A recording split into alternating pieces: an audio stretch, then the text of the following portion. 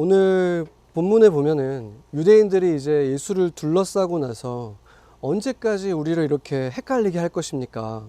당신이 그리스도라면 분명하게 밝히라 이렇게 말하고 있습니다. 더 이상 혼란스럽게 하지 말고 그리스도가 맞다면 맞다, 내가 메시아다, 내가 그리스도다 이렇게 시원하게 말해달라고 한 것이죠. 그런데 어떻게 보면 정말 답답하리만큼 예수님은 그렇게 시원하게 말씀을 해주시 않으시고는 다시 한번 양과 목자의 관계를 들어서 이렇게 말씀하셨죠. 너희가 하나님이 보낸 내 말을 듣지 않는 것은 너희가 내 양이 아니기 때문이다. 한마디로 하나님의 양이 아니라는 증거다. 이런 식으로 예수님께서 말씀을 하신 것이죠. 유대인들은 구약 성경에서 하나님을 목자로 많이 표현했기 때문에 하나님께서 자신들을 보호하고 먹이시는 목자고 자신들은 하나님의 선택받은 양이다 라는 것을 잘 알고 있었죠. 그렇기 때문에 하나님의 양이라는 것은 하나님의 백성, 이 언약의 백성, 축복받은 자들이라는 의미였습니다. 그런데 유대인들에게 너희는 하나님의 양이 아니다 지금 이렇게 말을 했을 때 이들은 지금 굉장히 격분하게 되죠.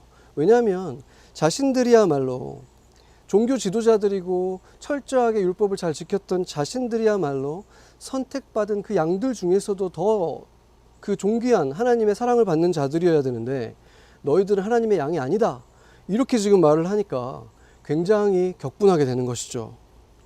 그런데 예수님은 이렇게 격분을 시키신 다음에 그러고 나서는 또 이렇게 말합니다. 내 양들에 대해서는 28절 29절을 보면은 그들은 내가 영생을 주기 때문에 영원히 멸망하지 않을 것이고 그들을 내 손에서 빼앗을 자가 없다. 그리고 내 아버지가 만물보다 크시기 때문에 아버지 손에서 빼앗아 갈 자가 없다. 이렇게 말하는 것입니다.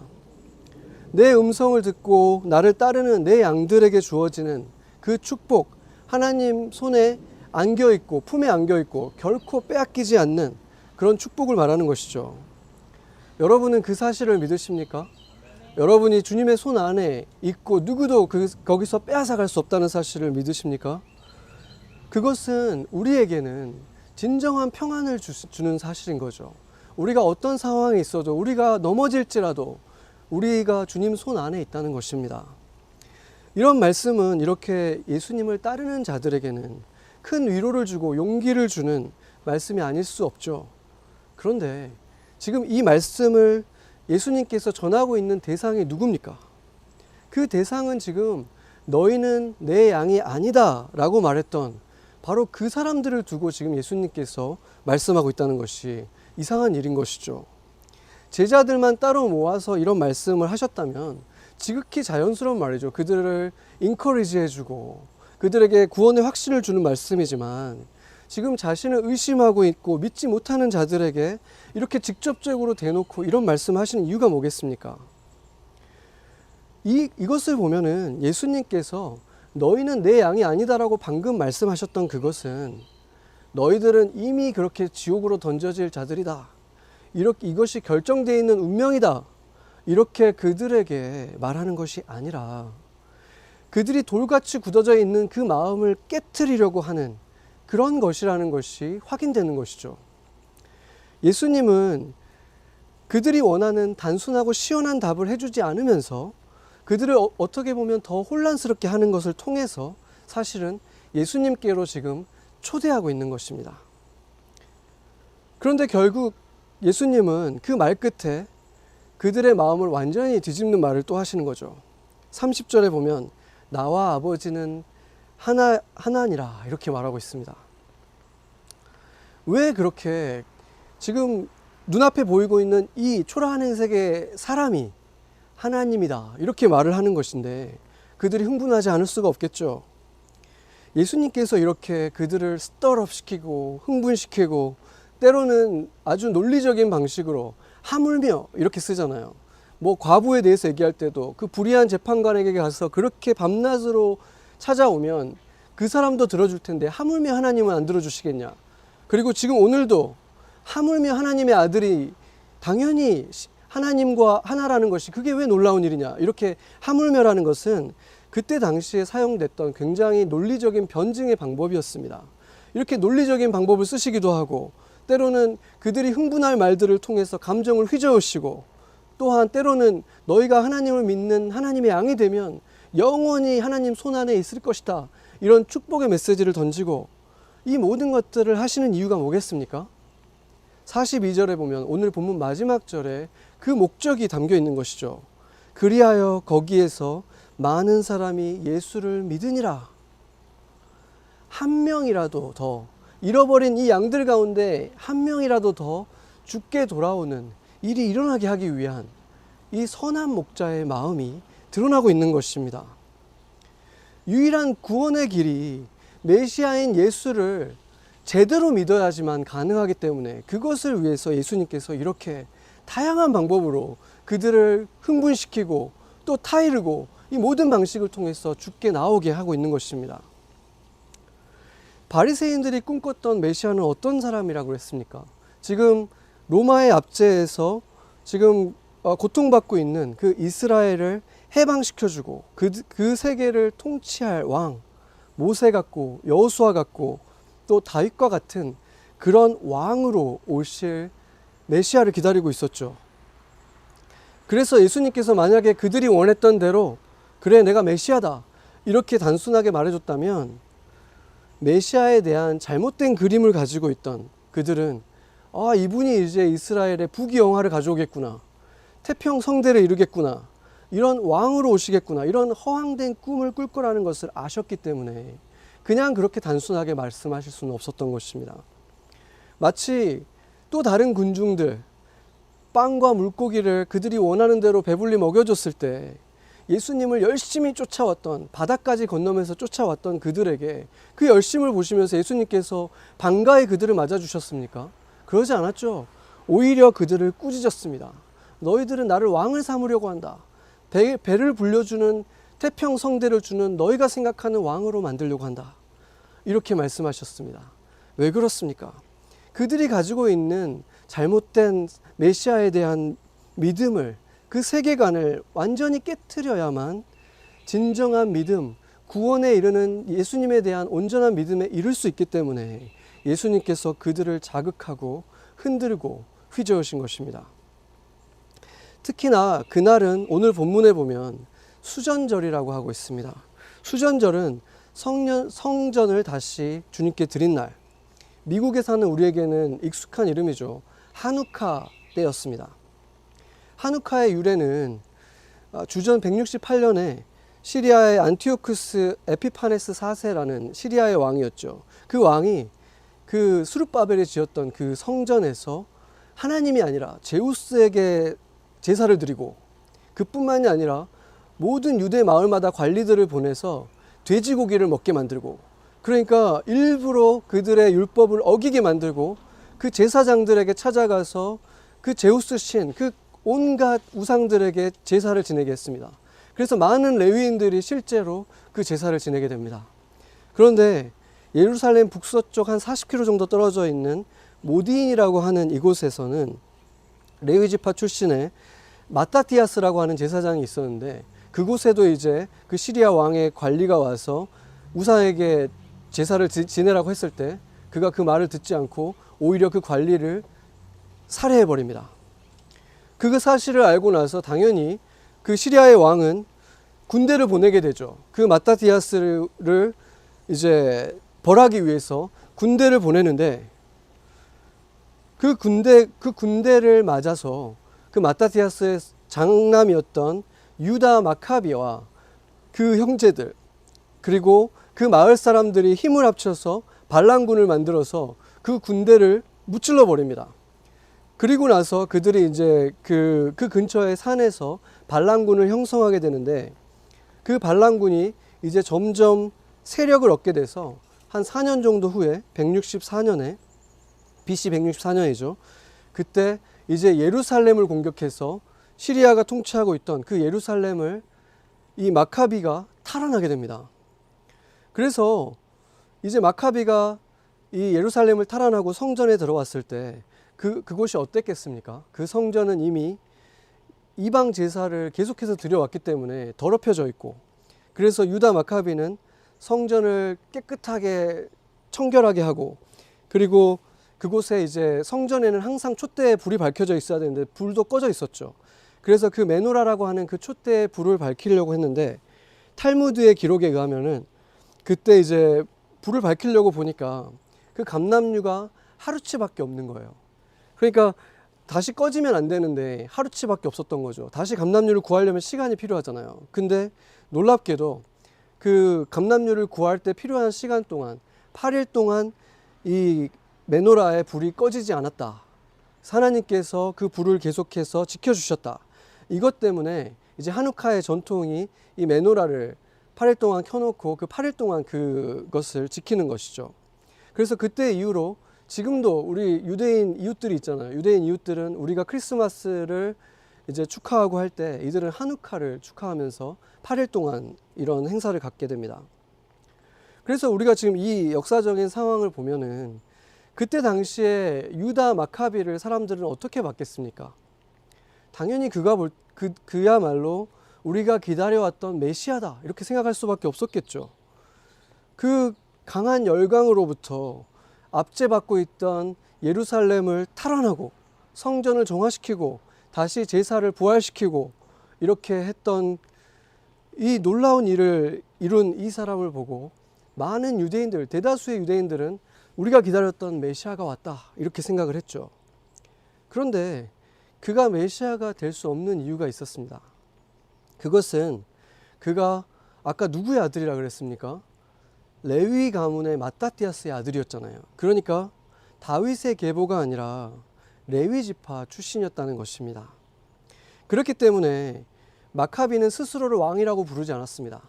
그러나 이제 그 자녀들이 이제 계속해서 왕위를 받으면서 이제 권력을 계속해서 갖게 되면서 이제 4대째가 됐을 때는 그 사이에 이미 권력 다툼이 일어나고 또 존속 살인이 일어나고 부정부패가 일어나면서 4대째 지도자가 아리토브루스라는 자였는데 이 사람은 처음으로 자기를 이제 왕이라고 부르기 시작합니다. 그때 그가 왕이라고 부르기 시작했을 때 그때 당시에 있던 유대의 경건주의자들이 굉장히 분노하면서 그거에 크게 반발하게 되는데 그들이 누구였겠습니까? 유대의 경건주의자들, 바리새인들이었죠. 이 바리새인들이 그때 일어나서 너는 왕이 될 수 없다. 어떻게 다윗의 자손이 아닌데 왕이 될 수 있느냐 이렇게 따졌죠. 그러다가 그게 이제 절정에 다다른 것은 이 아리토브루스가 죽고 나서 그의 아내가 남았는데 그 아내가 그때 당시에 대제사장과 재혼을 하면서 그 대제사장이 다시 이제 왕과 같이 다스리게 되는데 그것을 이제 그 바리새인들과 경건주의자들이 견디지 못하고 이제 폭동을 일으키게 됩니다. 왜냐하면 모세의 율법에 분명히 제사장은 재혼을 할 수 없다, 재혼한 여인과 결혼할 수 없다라는 법이 있거든요. 근데 다른 사람들은 재혼한 여인과 결혼할 수 있지만 제사장에게는 그것을 철저하게 막았는데 이 대제사장이 그 왕후와 재혼을 했을 때 이제 그들이 폭동을 일으킨 것이죠. 그게 이제 BC 90년 정도에 일어난 일인데 그 일로 인해서 그 대제사장이 그 폭동을 일으켰던 주동자들 800명을 사형시키게 됩니다. 그 사형을 당한 대부분의 사람들이 바로 바리새인들이었습니다. 그리고 나서 이제 BC 한 50년 정도 후죠. 37년에 마카비의 증손자였던 안티고누스 마따띠아스가 이제 마지막 이제 지도자로서 있었는데 그때 당시에 신흥 세력이 로마 제국이었죠. 그래서 이 로마 제국에 의해서 그가 멸망을 당하면서 헤스모니아 왕조는 이제 완전히 사라지게 되는 것입니다. 그리고 나서 이제 우리가 잘 아는 이스라엘을 다스렸던 그 분봉 왕들이 생기게 되는 거죠. 그 헤롯의 가문이 이제 이스라엘들을 맡아서 그 지역, 팔레스타인 지역을 맡아서 다스리게 됩니다. 결국에 무엇을 말해줍니까? 정말 메시아일 것 같았던, 메시아의 조건을 많이 충족하고 있었던 마카비라고는 해도, 그리고 그 헤스모니안 왕조도 결국 이스라엘을 영원히 구원할 진정한 메시아가 아니었던 것입니다. 여기서 보면 바리새인들은 자기의 그 신앙의 열심을 갖고 있었고 그 모세의 법을 지키기 위해서 생명까지 던졌죠. 그 폭동을 일으키고 그들이 틀렸다고 바른 말을 하기도 했습니다. 그들은 다윗의 자손으로서 이스라엘 왕이 오고 그가 우리를 구원할 거라는 것에 대해서 굳건한 믿음을 갖고 있었던 거죠.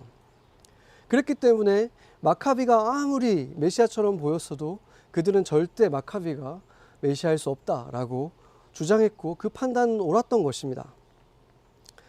그러나 그들은 진짜 메시아가 왔을 때, 다윗의 자손으로 오신 예수님이 눈앞에 나타났을 때 예수님을 알아보지 못했습니다. 왜 못 알아봤습니까? 이번에는 정반대로 실제로 다윗의 자손인지 찾아볼 필요도 없을 정도로 예수님의 행색이 너무 초라했던 것이죠. 그분은 도저히 그 로마의 압제로부터 그들을 구원할 분으로 보이지가 않은 거예요. 이 메카비처럼 그렇게 군대를 이끌어서 예루살렘을 탈환하고 성전을 탈환하고 그럴 모습으로 전혀 보이지가 않은 거예요. 이 초라한 나사렛에서 온 이 청년이 메시아의 가능성이 전혀 없다고 생각한 것이죠. 예수님은 그들을 긍휼히 여기신 것입니다. 그 자신의 문자적인 해석에 갇혀져 있는, 자신이 해석하는 그 방법대로 메시아가 올 거라고 굳게 믿고 있던 이들에 대해서 안타깝게 생각한 것이죠. 그렇기 때문에 예수님은 그 신이 인간의 모습으로 올 수 있다는 것을 깨닫게 하기 위해서 시편 82편을 인용하면서 사람에게도 하나님의 영이 임하면 그 사람들을 신이라고 지금 시편에서 말하고 있는데, 하나님의 말씀이 육신이 돼서 온 내가 왜 하나님과 하나일 수 없겠느냐? 하나님의 말씀이 너희 가운데 지금 임한 내가 바로 하나님과 하나인 너희가 그렇게 기다려왔던 다윗의 자손 메시아다, 이렇게 말씀하신 것입니다. 그렇게 예수님께서는 끝까지 그들을 구원하기 위한 노력을 하신 것입니다. 그 말을 들었을 때 돌로 치려고 했죠. 그런데 그들을 진정시키면서 또 이렇게 말씀하십니다. 내가 말하는 이 모든 것들을 못 믿겠다면 그렇다면 이제 내가 하는 행동을 보고라도 믿어라. 내가 보인 이 선한 행동들을 보고 나를 정당하게 한번 평가를 해봐라, 이렇게 말씀하고 있습니다. 정말 끝까지 그들을 구원해 보려고 하시는 모습을 보여주죠. 그런데 이 모습은 예수님께서 제자들을 2명씩 이렇게 마을마다 보내시면서 그랬잖아요. 전도하러 갔다가 그 마을에서 너희를 받아주지 않으면 뭐라 그랬습니까? 그 시내 흙도 먼지도 털어버리면서 무서운 경고를 하라, 그러면서 떠나라고 하셨던 그분이 정작 자신은 어떻게 그렇게 끊임없이 자신에게 도전하고 심지어 돌로 자신을 쳐 죽이려고 하는 사람들을 끈질기게 그렇게 상대해 주시는 것입니까? 무엇이 예수님의 진심이신 것입니까? 이 모습에서 예수님의 진심이 드러나고 있는 것이죠. 한 마리 잃어버린 양이라도 포기하지 않고 그 양을 위해서 모든 것을 걸고 찾아가시는 선한 목자의 모습이 예수님을 통해서 지금 나타나고 있는 것입니다. 그러나 대다수의 유대인들은 예수님을 다시 붙잡으려고 했다고 말하고 있습니다. 그리고 나서 오늘 본문은 그 이후에 예수님께서 요단의 동쪽으로 이동하셨고, 거기에서는 예수님이 말씀을 전했다거나 기적을 행하셨다, 이런 어떤 기록이 전혀 되어 있지 않지만 결국 마지막에 뭐라고 합니까? 많은 사람들이 결국 예수를 믿었더라, 이렇게 말하고 있잖아요. 이게 무엇을 말해줍니까? 예수님이 그렇게 변증을 했을 때, 행동으로 보여줬을 때, 그들을 스터럽했거나 사랑으로 보여줬거나 그 순간에는 그들이 즉시 믿지는 않았지만 여러 가지 방법으로 했던, 여러 가지 방식으로 뿌렸던 그 씨앗이 결국에는 생명을 얻기 시작했다는 것입니다. 그리고 초기 교회에 예수님을 믿게 된 제자들 가운데에는 이 바리새인들 가운데도 제자들이 있었잖아요. 유대 지도자들 가운데도 제자들이 생겼잖아요. 그 눈앞에서 바로 변화된 것은 아니지만 그 노력하면서 뿌렸던 씨앗들이 결국에는 열매를 맺으며 생명이 생겨나기 시작했다는 것입니다. 그 돌같이 굳었던 마음이 결국에는 그 하나님의 열심 속에서 생명의 씨앗을 심겼고 그곳에서 자라나기 시작했다는 것이죠. 제가 예수님을 처음 믿었을 때 가장 먼저 전도하고 싶었던 분들이 누구였겠습니까? 당연히 저희 부모님들이었습니다. 저는 서울에 살았고 부모님들은 지방에 있었기 때문에 생각을 해보면 1년에 한 일주일 정도밖에 만나지 못하는 거예요. 그렇게 계속 살다가는 내가 과연 며칠이나 부모님과 시간을 보내겠나. 그러니까 불안해지는 거예요. 언제 우리 부모님이 예수님을 만나지? 누가 예수님을 전해줄까? 그러니까 만날 때마다 조급한 마음 속에서 이렇게 마음이 조급하니까 이렇게 툭툭 나오는 거예요. 교회 좀 다니세요. 예수님 좀 믿으세요. 다른 종교는 다 가짜예요. 제사 지내는 거 우상 숭배예요. 이렇게 그냥 툭툭 튀어나오는 거예요. 그러다 보면은 결국에는 언성만 높아지고 아무런 소득이 없는 거예요. 오히려 반발심만 생기고 그렇게 되더라고요. 그런데 시간이 계속 흐르면서 마음이 열리기 시작한 것은 제게 실제로 일어난 변화들 때문이었습니다. 저는 원래 지금 그런 모습이 여러분에게 보이는지 모르겠지만 좀 그때 당시 예수님을 믿기 전에는 좀 비판적이고 논쟁적이고 또 좀 차갑고 냉소적이라는 그런 말들을 들었었어요. 그런데 예수님을 믿고 나니까 제 태도나 말투가 달라지고 또 온유해지고 이런 모습이 이제 부모님 눈에도 너무 보이는 거죠. 그러니까 우리 부모님이 이렇게 생각하기 시작하는 거예요. 예수님을 바로 믿었거나 하나님을 믿은 건 아니지만 이 기독교라는 종교가 꽤 괜찮은 종교구나. 이 기독교라는 종교가 우리 아들에게 참 좋은 영향을 끼치고 있구나. 여기까지 그 믿음까지 그 마음을 여는 데까지는 가게 한 거죠. 그러고 나니까 이제 부모님이 이제 뉴욕을 방문했을 때 제가 그때 사형리를 가지고 저와 함께 이제 그 예수님을 영접하게 되고 그때 바로 저와 함께 이제 또 새신자 교제를 가지고 매일 하루하루 저와 함께 그걸 하고 그러고 나서 이제 한국으로 돌아가셨을 때 바로 즉시 교회를 다니신 것은 아니지만 결국에는 교회를 다니시고 지금은 이제 물론 온라인으로 예배를 보시고 또 제가 여기서 온라인으로 예배하는 것도 이제 보고 계시죠. 제가 그때 당시에 정말 그 전도도 어떻게 해야 될지 모르겠고 부딪히기만 하고 했었지만 그때 제가 주님께 정말 간곡히 기도를 하면 우리 부모님 예수님 믿게 해주세요 기도를 하면 이상하게 하나님께서 보여주셨던 어떤 평안이 있었어요. 언젠가 우리 가족들이 다 같이 한 교회에 모여서 주를 찬양하고 주를 예배하는 그런 모습을 저한테 보여주시는 거예요. 그때 당시는 꿈만 같은 일이었는데 그런 일들이 조금씩 지금도 일어나고 있습니다. 바로 그것 때문에 예수님은 말씀을 전했을 뿐만이 아니라 사람들에게 선한 일을 보이시기도 하신 것입니다. 마태복음 5장 14절을 보면 너희는 세상의 빛이라 산 위에 있는 동네가 숨겨지지 못할 것이요 이렇게 말씀을 하셨잖아요. 그런데 한글 성경으로 보면은 우리가 세상의 빛이기 때문에 산 속에 있는 그런 도시도 우리에게 감춰질 수 없다. 약간 이렇게 그런 의미로 보여지기도 해요. 그런데 원문을 보거나 영어 성경을 보면 전혀 그런 의미가 아닙니다. 영어로 보면 이렇게 되어 있죠. You are the light of the world. A city on a hill cannot be hidden. 이렇게 말을 하고 있습니다. 그러니까 이게 무슨 말이냐면 너희는 세상의 빛이다. 언덕 위의 도성이다. 빛처럼 언덕 위의 도성처럼 감춰지지 않는다. 이 말을 하고 있는 것입니다. 그래서 미국에 온 청교도 잔 윈트롭은 메이플라워 이후에 한 30-40년 뒤에 왔던 배가 아벨라호였습니다. 이 배를 타고 대서양을 가로지르면서 미국으로 오는 길에 이렇게 말을 했다고 합니다.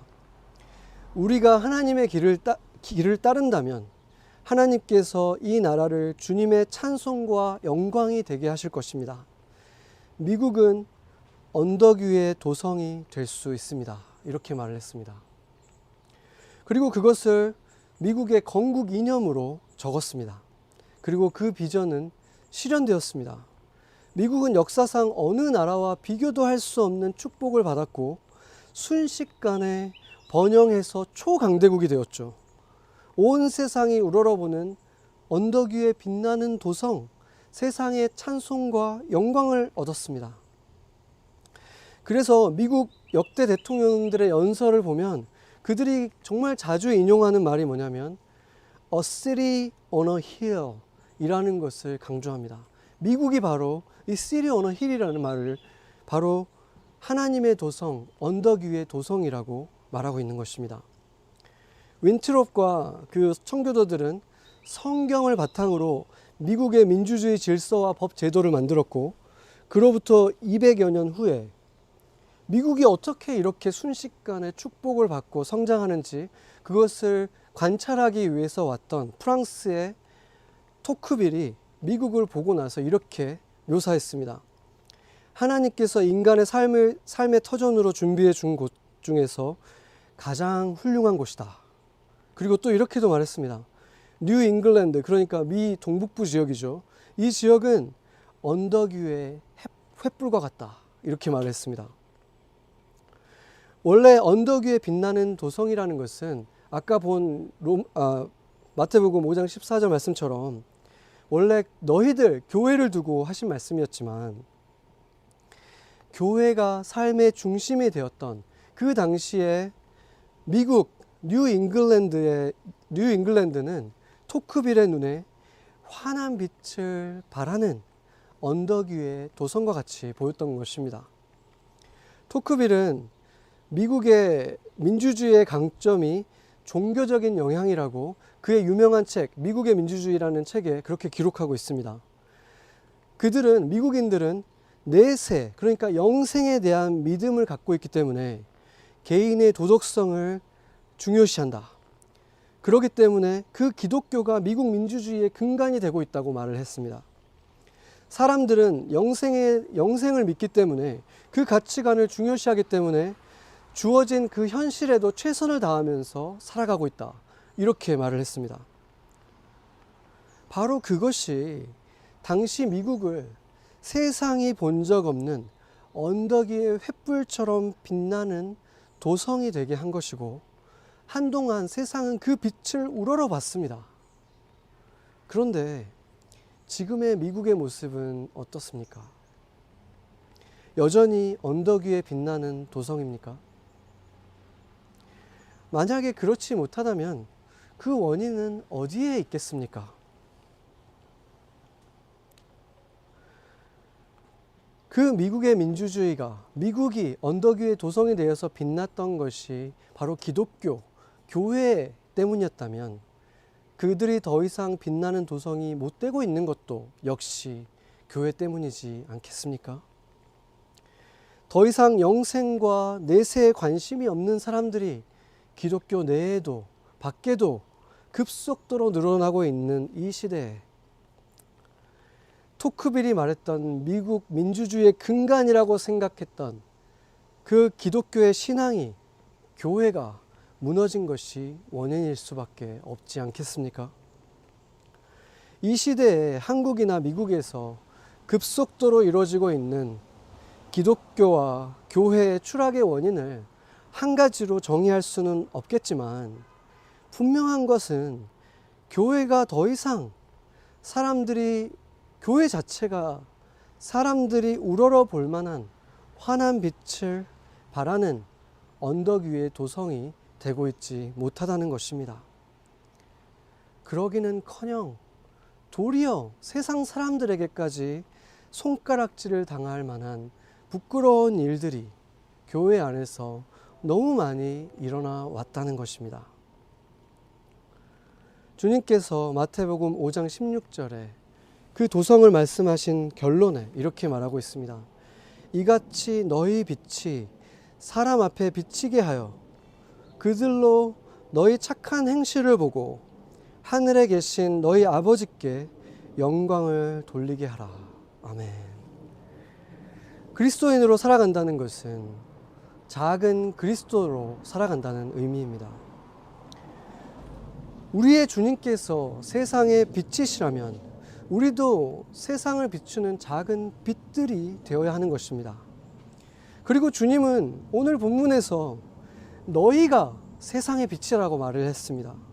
너희의 빛을 세상에 비추라라고 말씀하셨습니다. 여러분은 그 빛을 바라고 있습니까? 누구에게, 언제, 어떻게 비추고 있습니까?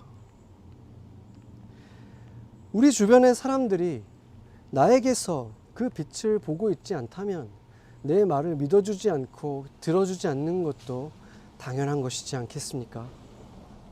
내 주변의 사람들이 내 말을 들어주지 않고 믿어주지 않고 있다면 이제 우리가 할 것은 그들과 argue를 하고 논증을 하려고 하고 논쟁을 하려고 하는 것이 아니라, 그것이 아니면 또한 너희들은 주님의 양이 아니기 때문에 듣지 않는 것이다 하면서 발에 먼지를 털어버릴 것이 아니라, 이제 우리가 보여야 할 것은 착한 행실이지 않겠습니까? 그렇게 예수 그리스도가 우리에게 주신 그 빛을 그들에게 비춰야 하지 않겠습니까? 우리가 수요 예배 때 듣는다는 이름을 가졌지만 도무지 하나님의 말을 듣지 않았던 시므온에 대해서 보면서 하나님께서 그 시므온을 유다의 품에 두심을 통해서 시므온이 유다화 되도록, 유다처럼 되도록 하신 그 하나님의 사랑에 대해서 보았습니다. 교회는 어두운 세상에서 언덕 위에 빛나는 도성이 되어서 세상을 품고 그 세상이 교회처럼 되도록 환한 빛을 비추고 따뜻한 품이 되어주는 그런 빛이 되어야 하는 것입니다. 미국의 교회들이 그렇게 빛을 발할 때, 한국의 교회들이 그렇게 그리스도의 빛이 되어줄 때 세상을 감동시킬 것이고, 한국도 미국도 주님의 빛을 환하게 비추는 언덕 위에 빛나는 도성이 될 수 있을 것입니다. 그것은 교회를 이루는 우리 한 사람 한 사람이 먼저 내게 주신 작은 빛을 비추면서 살아가고, 비춰야 할 한 사람을 적극적으로 찾아 나서고 그들에게 착한 행실을 보이면서 하늘에 계신 우리 아버지께 영광을 돌리게 할 때만 이루어질 수 있는 것입니다. 같이 기도하시겠습니다.